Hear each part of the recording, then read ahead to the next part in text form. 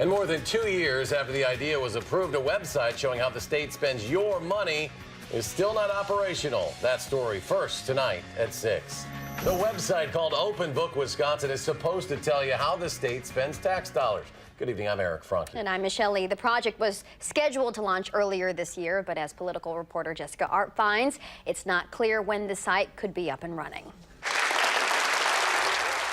Included in Governor Walker's 2011 budget was a state government transparency measure called Open Book Wisconsin, an idea authored years earlier by now Assembly Speaker Robin Vos. And it says that eventually we will have a searchable database where every citizen in Wisconsin can see how their money's being spent, open and transparent. So if you want to see how much money is spent at DOA or in the Department of Corrections on food, ultimately all of those things will be able to happen. The Department of Administration says it started working on the project in October of 2011, first saying it would be operational by October 2012, then this past spring. When it didn't launch, the co-chairs of the Legislative Audit Committee sent a letter to DOA asking for a progress report. In a letter back obtained by News 3, DOA Secretary Mike Hipsch says the scope of the project was expanded, but there were some technological issues with data, and he was, quote, reluctant to provide a precise launch date for Open Book. Is that acceptable to you?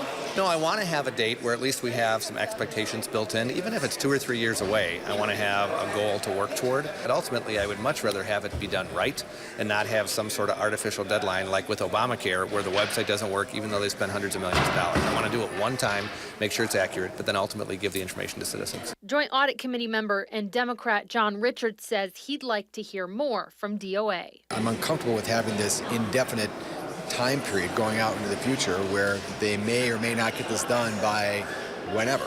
That's not acceptable, and that wouldn't be acceptable in the business and shouldn't be acceptable here.